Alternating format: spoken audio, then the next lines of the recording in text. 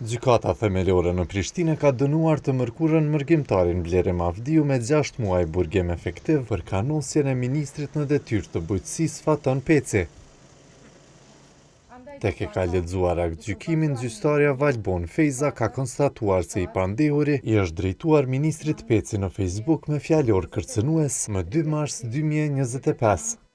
Me rastin e një postimi të një fotostorie në Facebook, nga i dëmtuari Faton Peci, si ministër i bujqësisë, pylltarisë dhe zhvillimit rural, lidhur me aktivitetin e tij si ministër.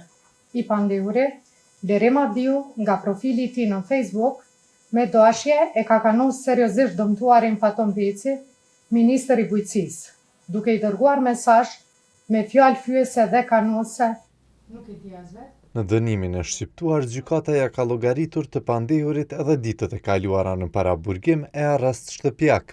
Në dënimin me burgim, i llogaritet edhe koha e kaluar në masën e paraburgimit, nga data 14 mars 2025 deri me datë 26 mars 2025, si dhe në masën e arrestit shtëpiak nga data 26 mars 2025 deri me datë 13 prill 2025.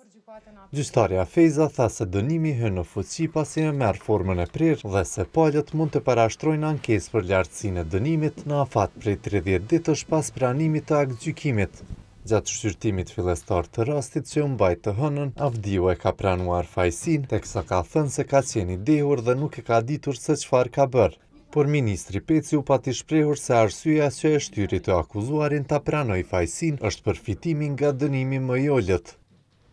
Aktgjykimi për rastin është nxjerrë një ditë pasi që ministri në detyrë i bujqësisë është intervistuar nga prokuroria speciale në cilësinë të dyshuarit lidhur me keqpërdorimin e dyshuar të kontratës për dhënien me sirat të impjantit të mbetjeve shtazore.